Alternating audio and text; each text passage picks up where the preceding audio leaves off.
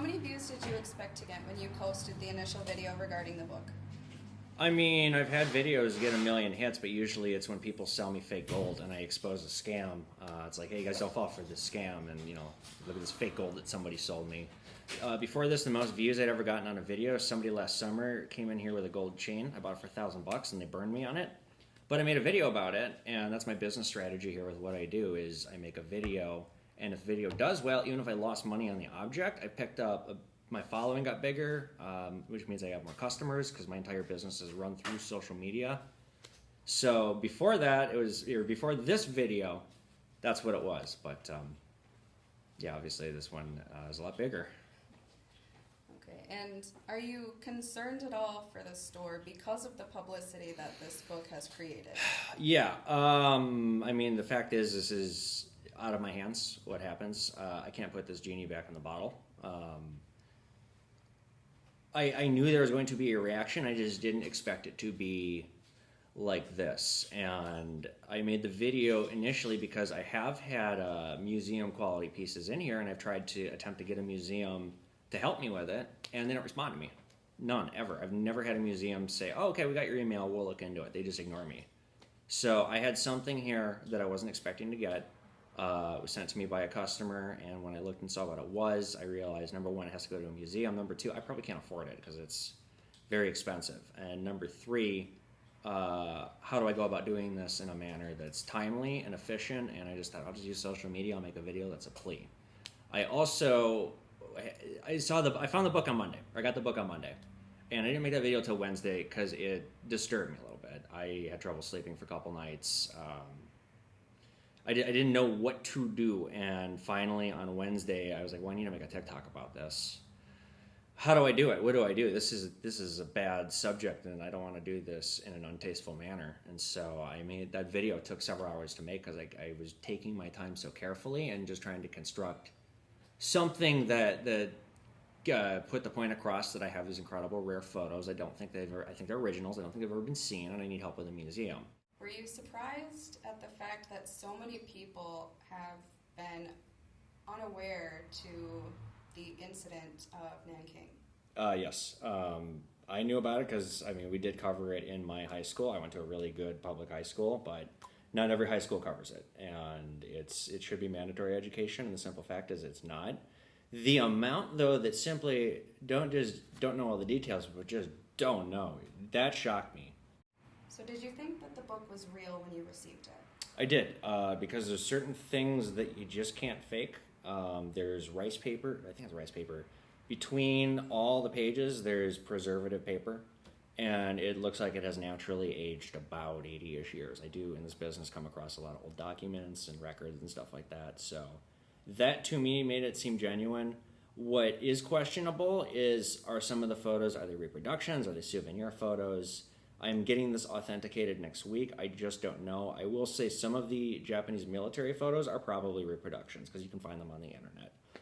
I've received one opinion so far. And what was that one opinion that you received about the book? He was a Chinese citizen. He was here yesterday. We had a great conversation, and he looked through the book, and he said, I think this is probably authentic. There are a few photos in here I don't think are, but for the most part, I think this book is authentic. He also added that he thought it was Shanghai, not Nanking, is what the photos were of. So I got the book off site. I'm not, I was letting people look through it with gloves and masks. I'm not doing that now because it's just, there's too much interest and I don't want too many people touching it. I want to preserve it. But what I have seen, though, is every single Chinese person who has looked at it is their face just completely changed by the end of the book. It's a very powerful book. It tells a powerful story, and what I didn't know was how raw this is with young Chinese people. I had several Chinese citizens in here today just to thank me for bringing this conversation up again. A couple of them gave me flowers. One started to cry. And it was just like, good Lord. I didn't know that young people were still so emotionally passionate about it. I mean, it makes sense. It's one of the worst atrocities to happen in human history. The number one question that everyone is most likely asking you, do you still have the book in your possession? No, I have moved it out of here for my own safety, for the safety of my business. It is in a remote location. It is not in the Twin Cities anymore. I have somebody coming by next week to help me with authentication, and I have a photographer coming by next week to make a digital backup of the whole thing. So it will be on site briefly, but that's it. And then it's got to go into, well, I don't want to say where it is, but it's going to stay there. I mean, this isn't going to happen soon, and this is what people need to understand. This is not something that is rushed, and I am getting really frustrated with the amount of people calling and demanding I do something right away. It's like, I can't rush this decision. This is a big thing here. This is really important, and I need to take my time. So when I first saw this book, when I first saw the violence, I just was like, I can't sell this. I can't afford it, and I got to find a museum.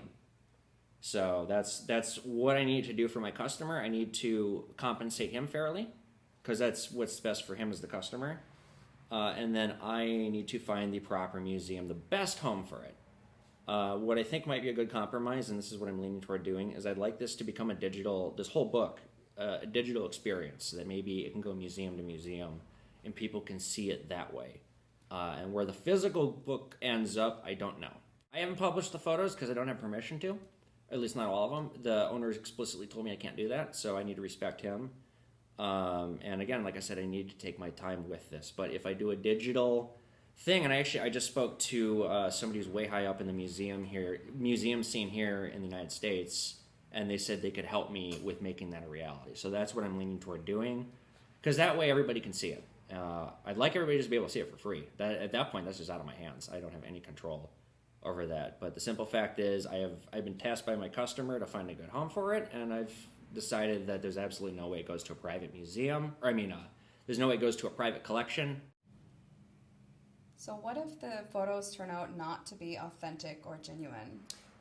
First off, I'd be shocked if they were all fake, because it is so personal, and I don't see any reason to fake them. And just when I initially got them and looking through, the book looked naturally old. That said, some of the photos may be reproduction photos. Sailors or military personnel would take souvenir photos and copy and distribute them.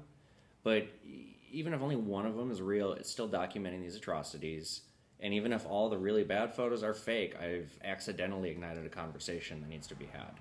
So in that regard, just in seeing the outpouring I've had from Chinese citizens coming here and messaging me, and I feel I have done a good thing, even if this does all turn out that it's not, these photos are not real.